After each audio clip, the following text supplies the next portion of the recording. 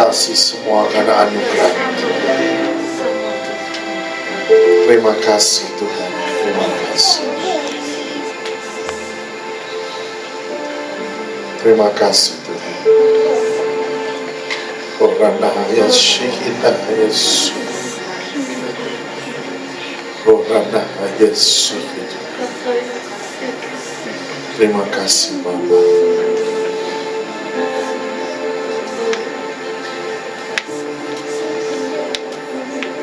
Terima kasih. Bicara nama Yesus.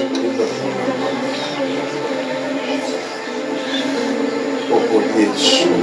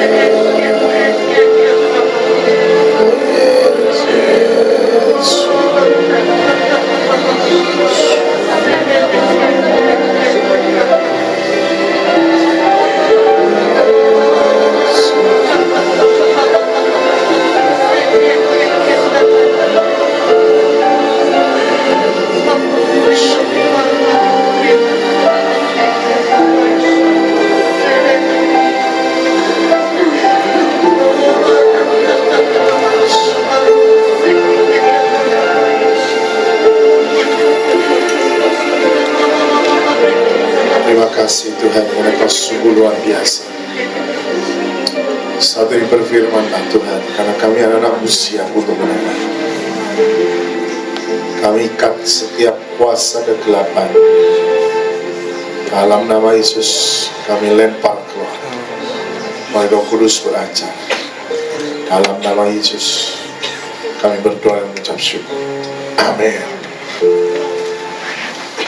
Mari kita buka firman Tuhan di dalam Matius pasal yang kelima. Matius pasal yang kelima.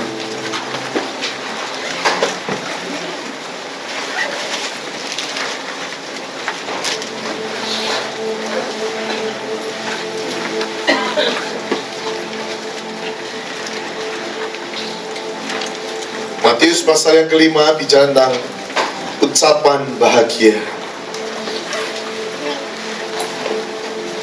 Saya percaya semua yang di sini mau berbahagia, ya, nggak ada yang mau berbahagia, saudara. Dan saya tahu bahwa itu adalah rencana Tuhan juga dalam hidup kita, ya. Tapi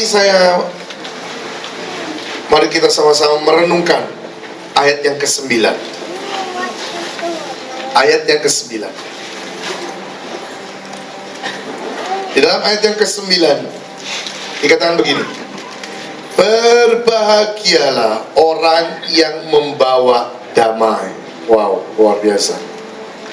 Karena mereka akan disebut anak-anak Allah. Ya, sekali lagi saya katakan, di dalam ayat yang ke-9 dikatakan berbahagialah orang yang membawa damai.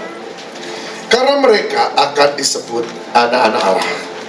Kalau secara rupiah, Yang dikatakan bahwa orang yang membawa damai itu akan disebut anak-anak Allah. Nah, damai itu apa? Damai itu kan bukankah sesuatu yang dirindukan oleh manusia, ya? Siapa damai itu? Yesus sendiri, ya kan? Tetapi kalau kita artikan atau kita bahas kembali yang lebih dalam, sebenarnya ini adalah sesuatu tugas para imam. Nah, ini loh saudara. Ini sebenarnya tugas para imam. Karena apa? Yang membawa damai atau mengadakan perdamaian itu tugasnya imam. Ya. Kalau orang lain gak bisa. Ya. Jadi kalau di sini dikatakan berbagailah orang yang membawa damai, istilahnya gini. Kalau si orang imam itu sudah melakukan tugasnya, maka terjadilah pendamaian itu. Nah, pendamaian bagi siapa? Bagi orang yang didamaikan dengan Tuhan. Nah, kita harus belajar ini, ya. Kenapa sampai itu harus terjadi? Karena kalau orang tidak didamaikan dengan Tuhan, orang itu tidak akan ada di bawah kasih karunia. Orang itu boleh berjalan, orang itu boleh bisnis, orang itu boleh melakukan apapun, tapi sebenarnya itu semua nothing. Nah, ini loh saudara. Banyak orang tanya pada saya, Pak, tapi kelihatannya dia oke-oke aja loh. Biarpun dia rasanya hidupnya tidak berkenan di hadapan Tuhan, rasanya dia hidupnya milih sendiri jalannya, tapi secara pandangan dunia kok dalam tanda kutip rasanya oke saja. Diberkati, tetap diberkati. Rasanya enak kok Pak. Saya katakan betul. Tapi akhirnya itu yang beda. Kita jangan bicara tentang apa yang kelihatan saat ini. Karena firman Tuhan sendiri berkata bahwa orang Kristen atau anak-anak Tuhan harus hidup dari apa yang tidak kelihatan, bukan dari apa yang kelihatan. Harus hidup dari iman. Buat apa saat ini kita sepertinya dalam tanda kutip menikmati dunia, di akhirnya kita ditolak? Buat apa? Kalau saya bicara tentang tidak ditolak lah, tapi sampai di titik akhirnya semuanya hanya sekedar masuk. Nah, ini loh saudara. Coba renungkan perkara surgawi, itu jauh lebih daripada perkara yang kenyataan. Itu nggak bisa untuk kau bilang, tenanglah, nanti saja. Nanti sajalah kenyataannya seperti apa, itu yang akan aku jalani. Nggak bisa, saudara. Kenapa? Karena itu harus dibereskan mulai dari sekarang. Harus dibereskan. Kalau saudara mulai saat ini ikut dalam jalurnya Tuhan, biarpun proses demi proses itu harus dijalani, tapi kau sukacita. Dan jangan pernah berpikir itu terlalu berat. Karena apa? Karena Tuhan Bapakmu sudah menyelesaikan semuanya sebelum engkau mengalami itu semua. Itu sudah diselesaikan. Jadi pada waktu, dengan baik-baik ya, pada waktu saudara mengalami masalah, sebenarnya jalan keluarnya sudah disiapkan. Amin? Bisa mengerti? Bisa mengaminkan dan benar-benar, ya aku mau dan aku hidup di dalam itu. Jadi kalau ada masalah dalam hidupmu, sebenarnya itu diizinkan terjadi dalam hidupmu, Tuhan juga sudah menyiapkan yang namanya jalan keluar. Makanya dikatakan kitalah orang-orang yang lebih daripada pemenang. Karena kalau kita tinggal ngikuti saja apa yang Tuhan katakan, ya langsung selesai. Tapi kenapa sampai tidak selesai? Karena kita tidak mengambil dan merendahkan diri untuk hidup dengan Tuhan, tapi pakai kekuatan pikiran. Kita pakai pakai cara kita sendiri, kita pakai teori kita sendiri, akhirnya malah berantakan dan hancur. Nah ini loh saudara. Makanya hari ini, tadi pada waktu saya merenungkan dan saya berkata, Tuhan, apa yang harus dibawakan? Tuhan berkata, ajar anak-anakku untuk masuk dalam satu sebagai pendamai. Ini nggak mainan saudara, karena ini adalah hidup dan karakternya Yesus. Karena ini adalah Yesus. Nah, kita akan masuk dalam yang namanya pendamai. Yang pertama, orang yang bawa damai atau pendamai harus mau untuk menderita bagi orang lain. Yuk, buka ya. Yohanes 3 ayat 16. Simple. Yohanes 3 ayat 16. Kita bicara tentang Yesus dulu.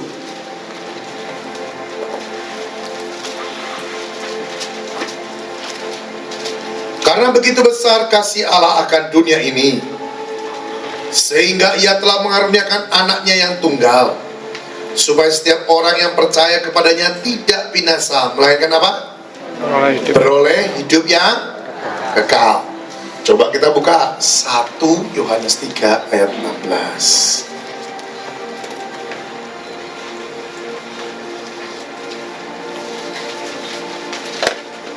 1 Yohanes 3 ayat 16.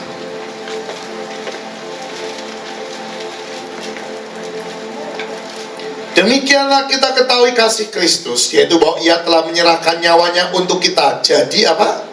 Kita pun wajib menyerahkan nyawa kita untuk saudara-saudara kita. Lah, jelas kan? Di sini katakan kita pun wajib. Nah, ini loh.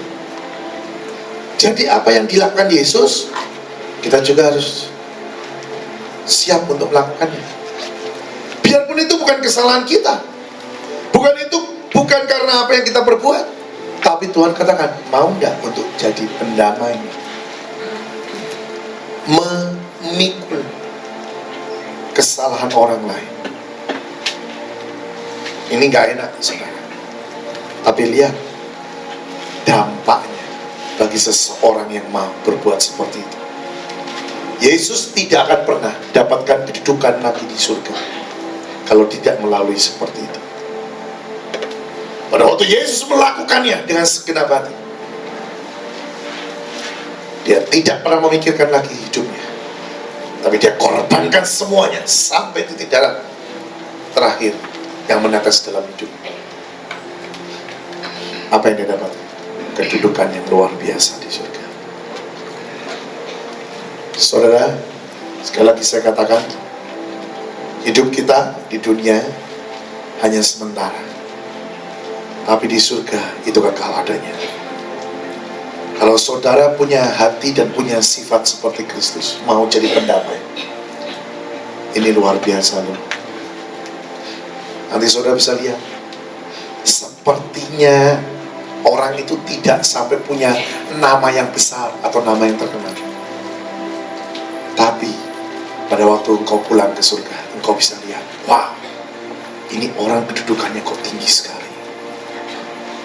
Hanya karena apa? Jadi pendamai. Ini yang luar biasa. Ini yang luar biasa. Hari ini kita mau belajar perkara ini. Yang kedua, orang yang mau jadi pendamai, saya katakan, harus dengan segenap hati. Harus dengan segenap hati. Jadi nolong orangnya itu tidak bisa setengah-setengah ya. Tidak bisa menolong orang karena ada maksud tertentu. Nah, ini yang namanya ada udang di balik batu, saudara. Mungkin di depan manusia itu bisa, tapi Tuhan tidak bisa ditipu. Jadi benar-benar kau nolongnya, kau menjadi pendamainya, itu benar-benar yang kau katakan, ya memang itu aku mau, karena itu menjadi bagianku. Dan kalau itu kau lakukan, luar biasa.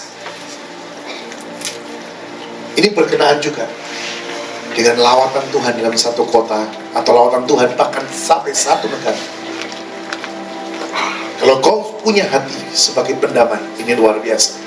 Saya lihat, kan saya sudah pernah singgung, ya, ada seorang pendoa, ya, yang lihat namanya peta Indonesia. Dan kalau saudara benar-benar lihat, ya itu ada CD-nya sebenarnya, bahwa kota Surabaya itu tepat di mulut daripada binatang. Nggak tahu itu bisa disebut binatang naga atau binatang apalah. Tapi Surabaya itu tepat di mulutnya. Dan itu selalu terjadi kekerasan di situ. Nah, saya katakan kalau saudara bisa jadi pendamai, firman Tuhan berkata satu orang saja, maka satu kota bisa diselamatkan. Bukan karena ingin apa-apa, tapi karena kau tahu, aku mau Tuhan berdiri untuk kota ini. Saya percaya akan terjadi lawatan yang besar atas kota Surabaya. Demikian juga kota-kota di mana kau tinggal. Kau berdiri, kau jadi pendamai. Itu luar biasa. Jangan bilang gini, iya Pak saya mau, tapi jangan sendiri dong. Saya minta temen lah. Loh, Yesus gak ngomong gitu kan pada waktu dia harus menjalani yang namanya kayu salib. Yesus gak ngomong gini, aduh temani aku dong. Nah, bahkan firman Tuhan berkata pada waktu dia di Taman Getsemani, pada waktu dia mengambil keputusan yang benar, murid-murid yang dekat dengan dia pun meninggalkan dia dengan tidur. Jadi artinya apa?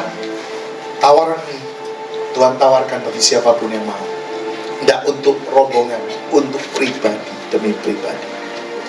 Tuhan tawarkan saat ini. Mau tidak nak untuk jadi pendamai? Mau tidak seperti aku? Jalani. Rasanya kau seperti semua meninggalkan, tapi kau bilang, aku tidak masalah. Yang penting aku jalankan bagianku. Yang penting ada di tempat yang baik. Itu bagian. Memang ini tidak enak, saudara. Tapi pada waktu saya merenungkan, saya juga mikir, waduh, kalau sampai firman ini bisa keluar dan bisa dimengerti dengan sungguh, memang dampaknya luar biasa. Tapi ini bukan sesuatu yang ringan, tapi ini sesuatu yang isi hati Tuhan. Tapi ini benar, saudara. Sebagai pendamai, jangan bilang, Pak, itu kan tugas laki-laki, perempuan nggak bisa. Siapa bilang? Menurut sejarah kekristenan, banyak satu kota dilawat hanya gara-gara satu wanita. Ya, saudara. Mau bertindak yang aneh, tapi dalam kehendak Tuhan. Nih, saya mau cerita ya, ada satu pengalaman luar biasa. Ada satu acara yang namanya Baptisan Roh Kudus. Ya, pada waktu ini terjadi kira-kira tahun 90-an. Ya, tahun 90-an ini acara ini terjadi. Baptisan Roh Kudus. Ini yang namanya orang rindu, ya, pengen dapat bahasa lidah, dapat segala sesuatu, ya. Kumpul, nyanyi nyembah bagi yang susah nyembah, tapi yang bagi yang belum ya cuman haleluya ataupun bagaimana. Itu nggak ada lawatan, saudara. Ditunggu sejam, nggak ada lawatan. Ditunggu sejam setengah, nggak ada lawatan. Ya terus nyanyi nyembah terus. Tapi belum istilahnya belum sampai gitu jebol. Sampai pemimpinnya ngomong gini, duh, ini salahnya di mana ya? Tuhan bilang hari ini ada lawatan, ada yang namanya baptisan Roh Kudus, tapi kok tidak jebol-jebol? Ini pasti ada di antara kita yang salah. Dia koreksi hati, dia sampai aku yang salah mungkin Tuhan. Rasanya enggak juga, tidak ada yang salah. Tapi ini ada satu yang merupakan satu kunci. Pada waktu semua dia tahu-tahu sudah ada satu orang. Ini terjadi sungguh, yang saya ceritakan itu terjadi sungguh. Bukan mainan. Orang itu ya sudah semua lagi diam, laki-laki nyari apa disalahin, gitu istilahnya. Si orang ini apa yang terjadi, saudara?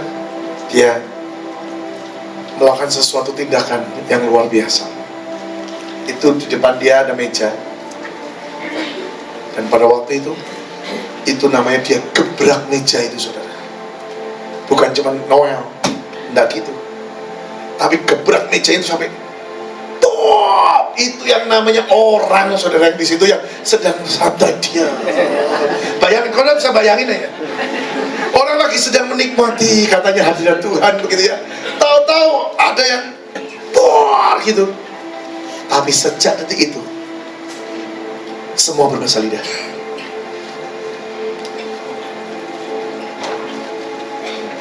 Ini kejadian sungguh. Saya tanya sama orang, kamu waktu itu gimana? Aduh, itu namanya pertentangan 1,5 jam itu ya gara-gara dia. Kenapa? Karena Tuhan bilang gebrak itu meja. Enggak Tuhan, aku orang normal. Malu. Lah kalau terjadi, lah kalau sudah gebrak, semua cuma mendak. Maaf. Mau jadi apa? Dia bilang gitu. Tapi dia bilang, aku enggak kuat. Pada waktu 1 jam ditanya, sampai dapat sesuatu dari Tuhan, lakukan. Diam. Ini ada sesuatu yang rasanya tidak bisa aku tolak. Aku harus lakukan, aku harus lakukan.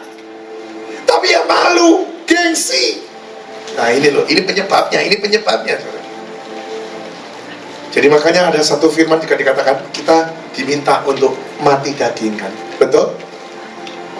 Orang yang namanya mati daging, orang mati itu ya tidak ada lagi gengsi. Betul? Tidak ada lagi malu. Lakukan aja bagian. Dan apa yang terjadi? Ada penurutan, ada ketaatan. Di situ terjadi sesuatu yang dahsyat. Kalau saudara baca dalam sejarah gereja, ada lucu-lucu. Ada perempuan, ya, wanita yang apa saudara harus lari sambil bawa kursi. Bayangin di tengah kota lari bawa kursi. Orang semua akan lihat. Orang gila, saudara. Ya, orang semuanya lagi santai-santai, dia lalu bawa satu kursi, dia lari, ya diikuti sama orang. Tapi diikutinya kan, ini orang edan, dia lari, oh diikutin, ya diikutin. Sampai apa yang terjadi di satu lapang, kursi itu taruh di tengah, dan dia di atas kursi, dia khotbah.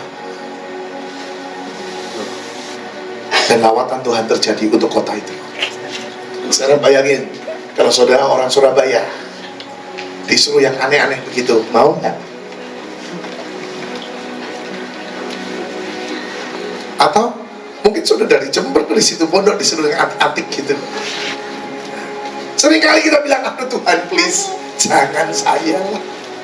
Orang lain masih banyak, Tuhan bilang, iya banyak. Tapi aku tertuju padamu, karena apa? Aku tahu, aku sudah sediakan upah yang luar biasa di surga. Diperlukan kehancuran yang namanya egois, kehancuran rasa malu. Sekarang coba koreksi hatimu, bisa enggak untuk kau lakukan? Kadang-kadang ya jujur saudara, ini namanya seminar, ya, memang kita buat 2 kali dalam 1 bulan. Saya belajar untuk membagi hidup di dalam hal seperti ini. Kadang-kadang apa yang Tuhan suruh itu tidak masuk di akal. Berkali-kali saudara, saya ngalami seperti itu. Tapi kalau kita lakukan, justru itu kuncinya yang luar biasa. Sampai saya bilang gini, Tuhan kenapa sih? Kenapa kok kau suruh yang aneh-aneh? Tuhan bilang, itu ngelatih bahwa engkau benar sudah gantung dengan aku 100% atau tidak. Terus saya punya teman, dulu anak buah saya, sekarang ya masih satu yayasan, saudara. Sudah tahu satu ketika dia disuruh ngambil sepedanya, dia naik sepedanya dan dia ngomong, untuk apa Tuhan? Tuhan bilang, jalan. Dia kelilingi kotanya dia dengan bersepeda, saudara. Satu keliling lagi, kayak orang edan, saudara. Dan pada waktu keliling itu ketemu dengan teman-temannya, dia ngomong gini, dadah, ya, nanti setelah lagi ngelilingi lagi sama kotanya kecil. Jadi temannya ngomong gini, oh lagi olahraga? Enggak, kenapa? Karena pakai baju komplit, pakai celana panjang. Benar, saudara. Dan pada waktu sudah selesai beberapa kali, Tuhan bilang stop. Terus kita merasakan atau kita pengen sesuatu yang kelihatan langsung, nggak ada apa-apain, saudara. Habis itu sepeda ini taruh, terus dia bilang, apalagi Tuhan, sudah pulang kok, dia pulang. Loh, sepertinya nggak ada apa-apa. Tapi sudah tahu, beberapa tahun kemudian, apa yang dia lakukan, itu luar biasa, membawa dampak bagi kota itu. Kota itu mulai terbuka, menerima Tuhan hadir untuk kota itu.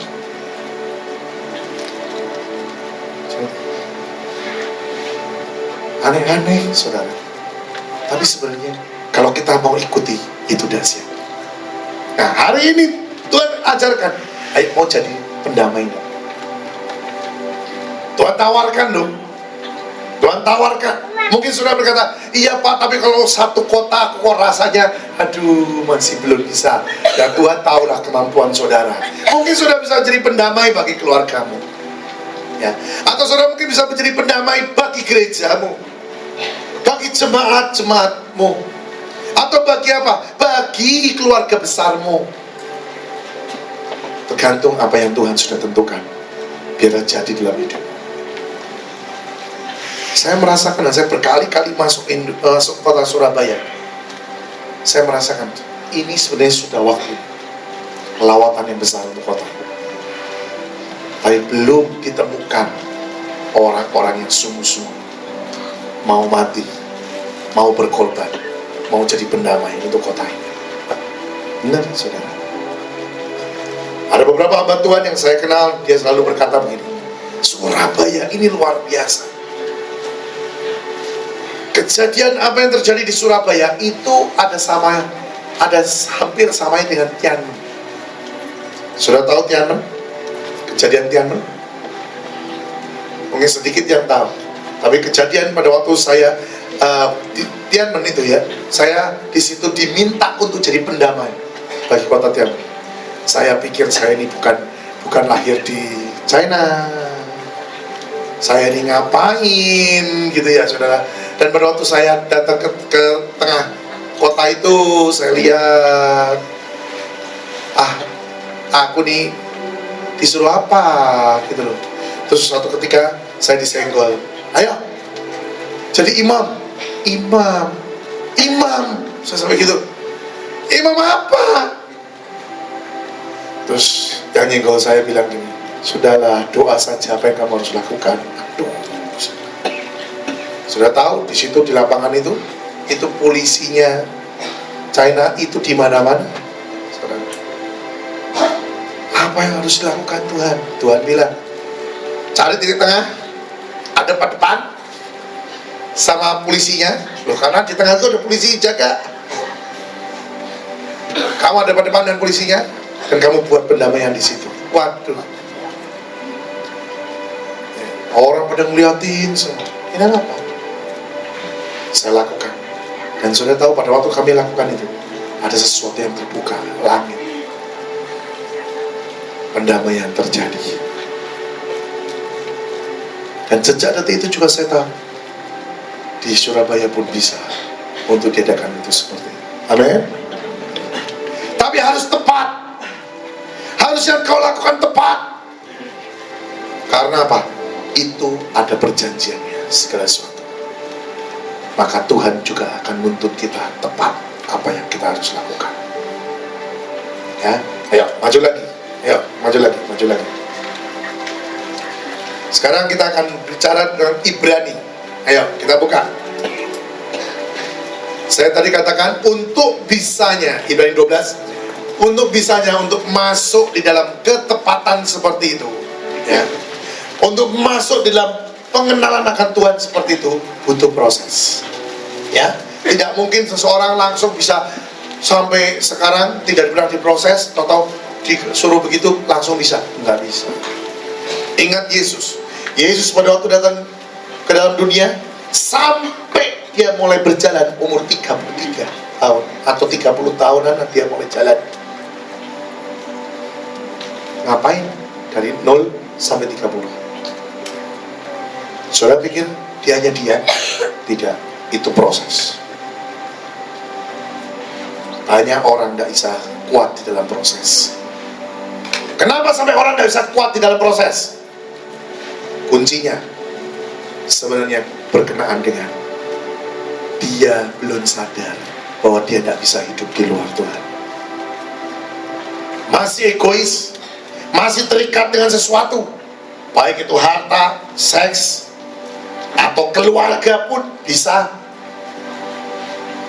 dan itu mengikat dia sehingga dia tidak bisa untuk sungguh-sungguh bebas. Nah, di dalam proses Tuhan, sebenarnya Tuhan sedang menyingkirkan setiap ikatan itu.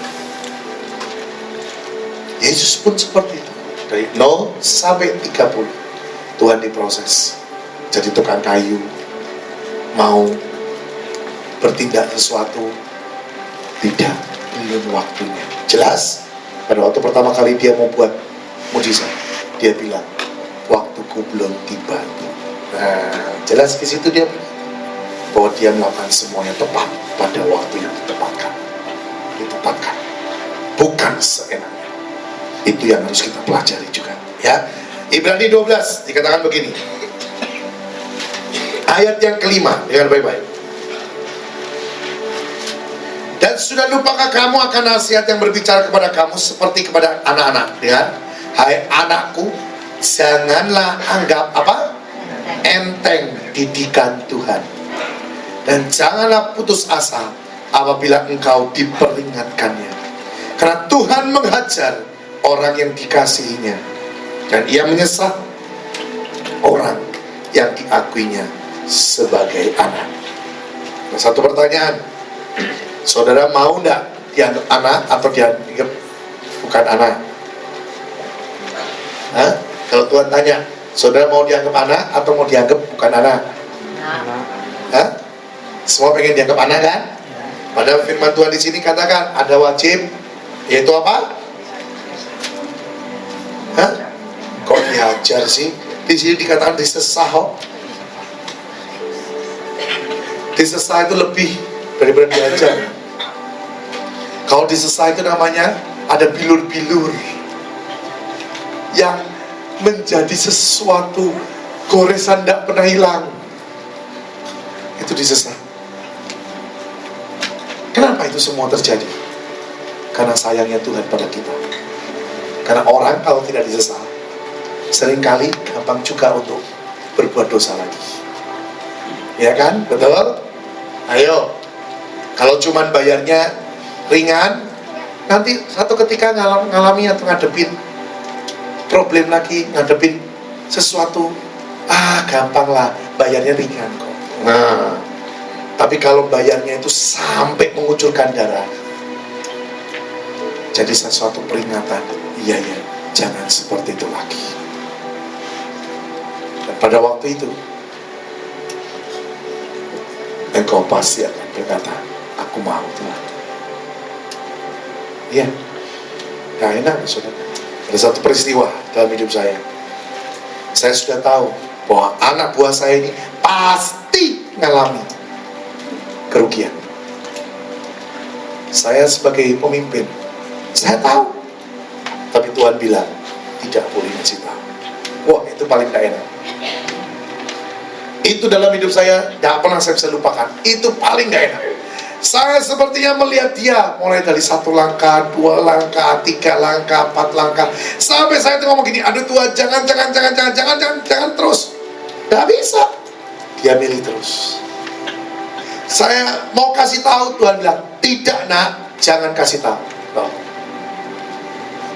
Saya bilang, Tuhan, kasihan dia. Diam.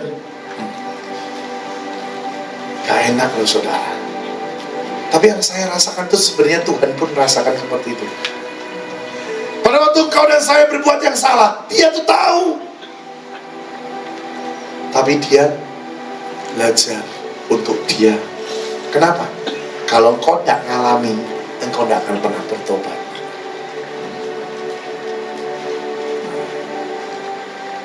Tapi adalah orang yang bijaksana, tidak usah rugi dulu, tidak usah hancur dulu, bertobat kok langsung.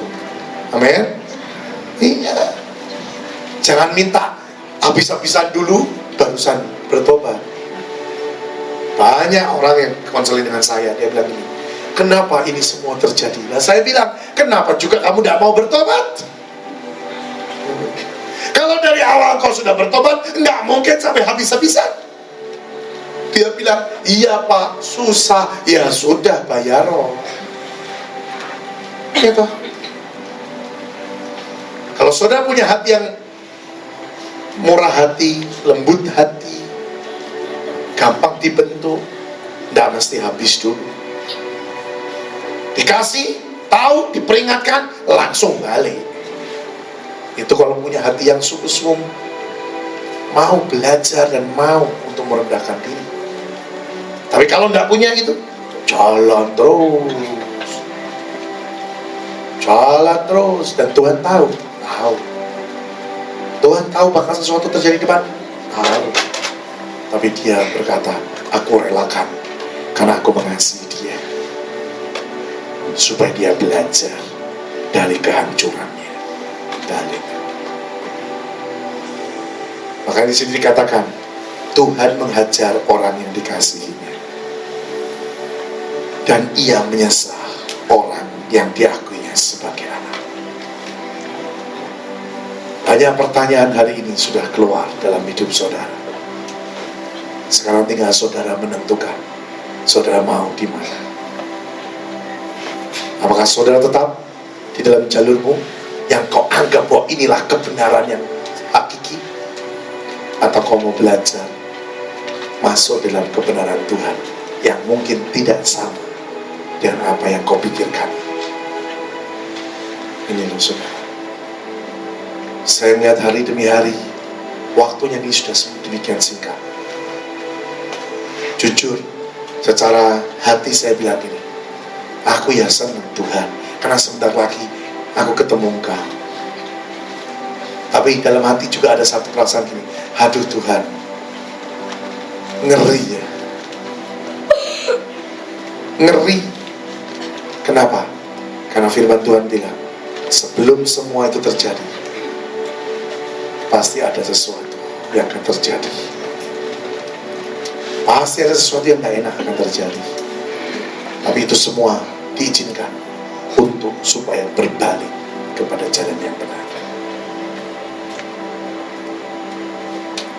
Saudara pasti masih ingatlah peristiwa seperti 98 untuk negara kita. Nggak enak kan, saudara? Tapi saudara mau tahu, saya pada waktu itu saya masih ke Balasidang di Jakarta. Saya masih ingat hari meletusnya itu, saya dengan Julius tuh naik mobil, saudara. Dia masih ngantar saya khotbah. Loh, ini kalau saya mau cerita itu rame, saudara. Di 2 jalur, ya. Itu nggak tahu kalau daerah Cengkareng itu ada model jalan begitu. Jadi ini jalan raya 2 jalur juga, terus ada tanah, ada kali dan segala macam. Di sini juga 2 jalur. Kami jalan di sebelah kanan, di sebelah kiri kami lihat penjara. Terus saya ini alami bersama dengan Julius naik mobil. Ada seorang hamba Tuhan, saya tidak mau sebut namanya. Dia mau ke bandara, saudara mau tahu? 3 kali di jalan, saudara. Sampai di bandara, dia hanya bawa bajunya dia. Semua yang dia bawa sudah habis. Terakhir dia di jalan terakhir, dia ngomong gini sama penjaranya, kamu mau ambil apa lagi? Karena semuanya sudah hilang dan sudah habis. Yang ada cuma bajuku satu ini loh. Mau apa lagi yang kau ambil? Apa perlu aku telanjang bulat dan aku jalan? Karena sudah terakhir toh. Loh itu ada loh saudara. Saya jujur pada waktu itu dengan Julius saya jalan, saya lihat, wow, Romeo, wow, udah gitu udah ngeri. Tapi yang saya mau katakan, sesudah peristiwa itu, nggak ada yang namanya gereja kosong. Benar. Sesudah kejadian itu, hari Minggu ada kebaktian di gereja manapun, itu orang berjubel, saudara. Saya sampai gini, datangkan kebaikan juga ya. Ya. Dan semuanya pada nyari Tuhan. Oh, kenapa? Ada lagi yang aneh lagi. Kiamat sebentar lagi datang. Oh ya, jelas. Ya, tapi mereka ya karena ketakutan. Tapi ngerinya luar biasa. Saya kesaksian. Tapi di situ justru terlihat kalau sungguh kau punya iman, engkau mau hidup dalam kebenaran Tuhan, itu luar biasa. Yang saya sampai hari ini nggak bisa lupakan, saudara. Itu ada satu orang ibu punya anak 2 dengan pembantu di satu rumah. Dia tuh telepon terus saya tidak bisa apa-apa, saudara. Saya pada waktu itu sudah pulang ke Bandung. Saya nggak bisa apa-apa, cuma bilang, Pak tolong, ada apa, tolong. Sudah tahu itu dia tinggal dalam satu perumahan, dan di dalam perumahan itu ada blok apa begitu, saudara. Ya. Contoh dia di blok C, blok A habis bicara. Penjara sudah mulai masuk ke blok B. Itu seperti menerima kenyataan, saudara. Jangan saudara pikir bahwa ini enggak benar, ini beneran, saudara. Jadi orang-orang di blok B ini tinggal menunggu kenyataan dan nunggu. Kalau kau berani tetap ya kau di rumah, kalau udah berani ya cepet lari. Dan seperti itu. Jadi blok A habis, semua sudah dijarah. Orang itu dengan jalan dengan santainya, berbondong-bondong, ribuan mungkin atau ratusan lah, masuk ke blok B. Dijarah, dia di blok C nomor 2, istilahnya begitu. Orang-orang udah ngomong, tinggalkan rumahmu, cepat tinggalkan. Nah, teman-teman, saya ini sebagai hamba Tuhan, saya sebagai kepala sidangnya dia dulu, ditelepon, Pak, saya harus tinggalin atau tidak? Mata kau udah begitu, saudara. Sebab keputusan ada di tangan saya, istilahnya. Saya bilang, oh gak tahu, kamu berdoa sendiri sama Tuhan. Dia ngomong, sudah doa pada dijawab-jawab, ini blank, karena sudah ngeri. Ya, kalau udah keadaan seperti itu, saudara bisa bayangkan. Ya, ini perempuan semua loh, gak ada lakinya satupun. Saya berdoa, Tuhan ngomongnya apa? Kalau dia percaya, aku buat mujizat. Saya telepon, saya bilang, kalau Cici percaya, terjadi mujizat. Jadi maksudnya apa? Udah gak usah pergi, di situ aja kalau percaya. Kalau nggak kuat imannya, lari cepet. Karena masih sempet, karena apa? Itu masih jaraknya blok B, belum sampai blok B akhir. Dan ini jalan terus loh, saudara. Ini jalan terus. Saya sampai gini, itu orang kok nggak habis-habisnya. Ya seperti kayak ada kemasukan setan. Saudara mau tahu, lemari es besar itu digendong satu orang. Itu lemari besi digendong satu orang. Canggih kan, saudara. Dan saya katakan, saya sampai melihatnya gini, dahsyat sekali ya. Kayak ada sesuatu, spirit yang menguasai, dan saya tahu itu setan. Jadi ibu ini bilang, aku percaya wes, aku ya tidak bisa kemana-mana. Ya sudah percaya, ya sudah, matikan lampu. Matikan lampu, sudah, doa. Wih, bayangin itu perempuan semua. Doa loh, dia doa, saya juga doa untuk dia. Saya juga deg-degan loh, saudara. Saya sama, anak saya juga perempuan kan. Saya bisa merasakan seperti apa. Jadi kami, waduh, saya berdoa, dia juga berdoa. Saya, Tuhan tolong, makin dekat dia makin telepon saya. Karena itu kan ramai, saudara. Kalau orang jalannya, jadi memang benar-benar sudah barbar. Jadi jalannya tidak pelan-pelan, itu sambil berteriak-teriak. Jadi kalau makin dekat teriakannya, berarti kan makin dekat orang-orangnya. Ini terus. Pada waktu sudah mereka jalan di blok B terakhir, nah itu mulai dia ngomong, Pak, percaya deh ya, ini sudah ada. hanya kira-kira 20 meter. Saya bilang, iman itu bukan dari apa yang kelihatan, justru dari apa yang tidak kelihatan. Sudah, percaya saja. Diam, matikan lampu semua, kunci semua, gembok. Sudah diam, doa. Doa. Ini penjara jalan, saudara. Dia ngomong sendiri sama saya. Tepat di rumahnya itu ratusan orang. Dia doa. Saya juga di sana juga doa di rumah saya, saudara. Yang anehnya, pada waktu tepat di rumah dia, di depan rumah dia, gelap, gelap. Ini rumah kosong. Lu bisa ngomong gitu loh, saudara. Ini udah gak usah dijarah, ini rumah kosong. Ada satu orang ngomong gitu. Terus yang kedua, orang ini ngomong gini, semua sudah dapatkan? Ya wes, bubar. Bubar, saudara. Pulang. Itu tepat di depan rumah dia. Saudara bisa mengerti? Blok dia tidak dijarah sedikit. Satu orang berdiri, selamatkan semua.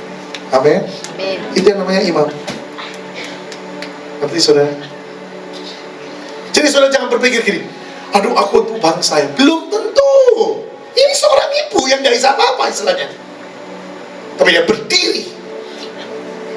Bukan hanya rumahnya yang selamat, bukan hanya dia yang selamat, satu blok dia selamat semua. Dan bukan hanya satu blok, sejak nanti itu blok-blok di belakang dia tidak ada yang kena lagi. Itu yang Tuhan mau. Bisa mengerti ya, saudara?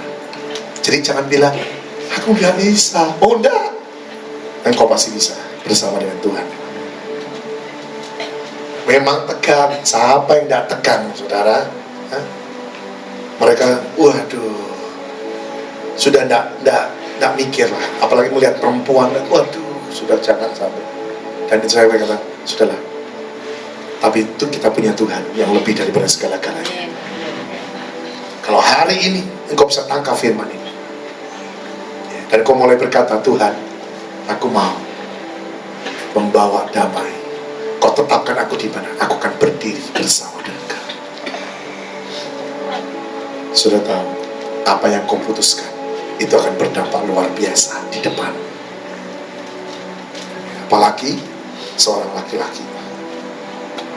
Engkau harusnya memang minimal menjadi pendamai bagi keluarga. Itu mutlak. Ya, tapi wanita jangan mau kalah. Engkau pun akan dipanggil oleh Tuhan. Amin. Amin. Kita berdoa.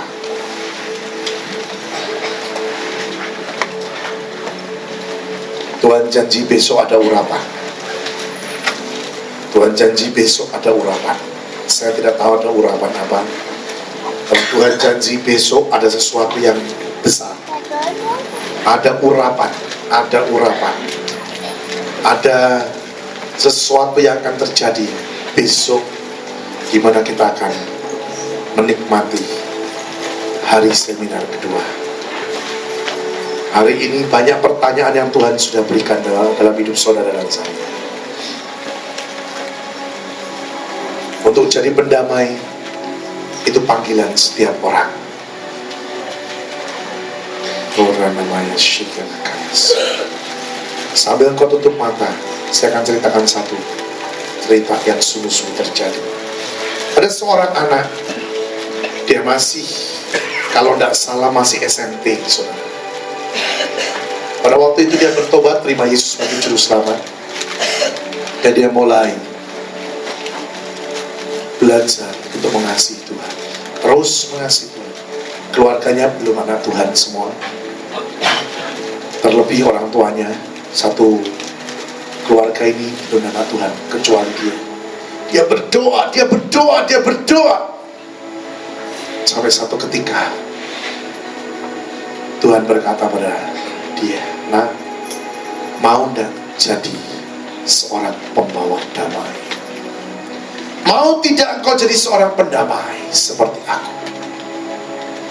Dia bilang, "Tuhan, asal satu permintaanku, seluruh keluargaku bertobat, aku mau Tuhan."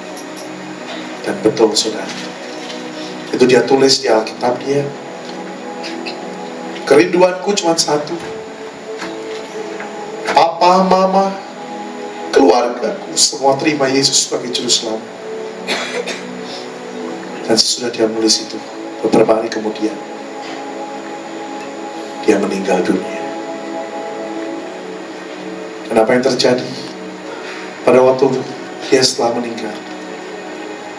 Semua barang dia diikuti, diberesi sama orang tuanya. Dan Alkitab itu diambil. Pada waktu orang tuanya membuka Alkitab itu, ada satu tulisan bahwa yang dikehendaki dia, pesan terakhir adalah semuanya bertobat. Demi nama Tuhan, hari itu juga satu keluarga ini terima Yesus sebagai Juru Selamat. Itulah cerita seorang pendamai yang tidak pernah memusingkan kehidupannya, tidak pernah memusingkan egois, tidak pernah memusingkan siapa dirinya. Yang penting rencana Tuhan terjadi dalam hidupnya. Saya percaya kejadian seperti ini tidak akan, atau mungkin engkau tidak dituntut seperti itu. Tapi hari ini Tuhan katakan, mulailah belajar untuk jadi seorang pendamai. Karena itu akan membuat engkau hidup berbahagia. Itu akan menjadikan engkau hidup dalam bahagia luar biasa. Siap untuk menderita bagi Kristus. Seperti apa yang Yesus sudah lakukan, demikian juga kita harus siap untuk melakukannya. Ingat, Yesus sudah korbankan dirinya di kayu salib. Dia sudah bayar semua dengan lunas. Jadi kalau kau bisa mengikuti apa panggilan Tuhan dalam hidupmu dengan benar, itu akan mendampakkan sesuatu yang besar di kemudian hari. Tidak mesti berkorban nyawa, tapi yang penting lakukan apa yang Tuhan suruh untuk kau lakukan. Mungkin malam-malam kau dibangunkan untuk berdoa, siapa? Mungkin kau diminta untuk berkorban perkara finansial, perkara keuangan. Mungkin kau diminta untuk berkorban waktu-waktumu dekat dengan Tuhan. Semuanya itu kau lakukan untuk menyukakan hati Tuhan. Setiap orang berbeda dituntutnya, tapi lakukan itu semua atas dasar engkau mau untuk jadi seorang pendamai seperti Kristus. Akan berdampak yang luar biasa. Terima kasih Tuhan. Terima kasih. Bapa sudah katakan semua yang kau ingin katakan. Ampuni keberadaan kami Tuhan. Tapi biarlah firman hari ini sungguh memacu hidup kami, untuk kami bisa menjadi seorang pendamai. Tapi itu semua hanya karena anugerah daripadamu. Kalau tidak anugerah, tidak mungkin. Mari Roh Kudus jalan bersama kami. Kami minta, didik dan paksakan rencanamu jadi dalam kami. Iharana Yesus. Terima kasih Tuhan. Terima kasih Tuhan. Terima kasih Bapa. Terima kasih Bapa. Kona maya shikina karada kaya sikina.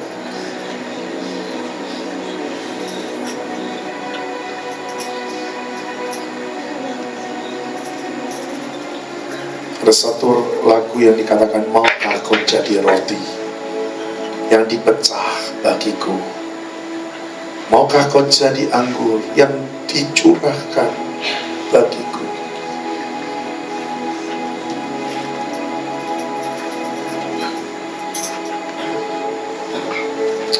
Yesus.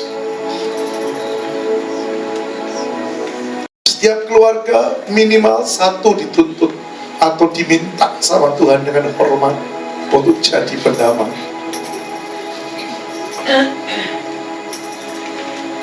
supaya keluargamu bisa berkenan di hadapan Tuhan. Saya mau katakan itu tidak mesti kepala rumah tangga, bisa anak, bisa istri, bisa juga suami. Tapi kalau kau diminta untuk seperti itu, berdirilah bagi keluargamu, bukan mengikuti kemauan orang tuamu, tapi mengikuti kemauan Yesus. Berdiri bagi keluargamu.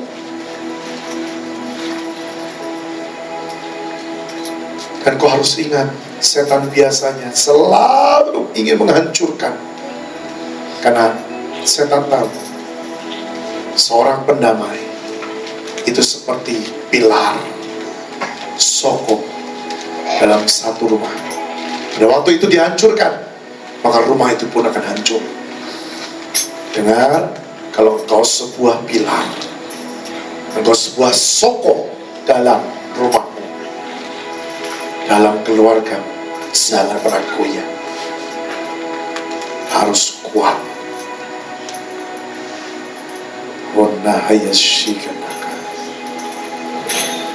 Jangan pakai caramu sendiri, tapi mari pakai caranya Tuhan Yesus. Tuhan yang akan tuntun saudara dan saya dengan cara apa untuk membayarnya, untuk dapat merebut jiwa-jiwa itu semua. Diperlukan juga setiap perasaan malu itu kau buang, kau tinggalkan. Yes. Mondaknya kau jadi roti yang terpecah bagiku. Maukah kau jadi anggur yang tercurah bagiku? Maukah kau jadi saksi memberitakan Injilku, melayani, mengasihi lebih sungguh? Maukah kau jadi roti yang terpecah bagiku? Maukah kau jadi anggur yang tercurah bagiku? Maukah kau jadi saksi memberitakan Injilku, melayani, mengasihi lebih sungguh? Tuhan tawarkan pada saudara, maukah kau jadi roti yang terpecah bagiku? Maukah kau jadi anggur yang tercurah bagiku? Maukah kau jadi saksi memberitakan Injilku, melayani, mengasihi lebih sungguh? Tuhan, ajar untuk kami meresponi setiap apa yang kau mau. Seringkali kami terlalu sibuk dengan memikirkan diri kami sendiri. Seringkali kami terlalu sibuk dengan memikirkan persoalan-persoalan kami sendiri. Tapi kami tidak pernah memikirkan persoalan-Mu yang sampai hari ini Kau bersyafaat untuk bangsa kami, sampai hari ini kau persiapan untuk keluarga kami. Tuhan, kami mau biarlah anak-anakmu saat ini mengerti apa yang harus dilakukan. Kau berbicara, Roh Kudus, karena macam-macam caranya untuk membayarnya. Terima kasih Tuhan. Terima kasih Bapa. Setiap kali Engkau berfirman, hamba percaya pasti akan terjadi sesuatu, bahkan akan berdampak yang luar biasa indah. Terima kasih Bapa. Terima kasih Bapa. Serahkan semua dalam tangan-Mu. Berdoa setiap pribadi yang ada di tempat ini, jangan pernah kau lewatkan Tuhan. Jangan pernah kau lewatkan Tuhan. Terima kasih Tuhan. Di dalam nama Yesus, di dalam nama Yesus,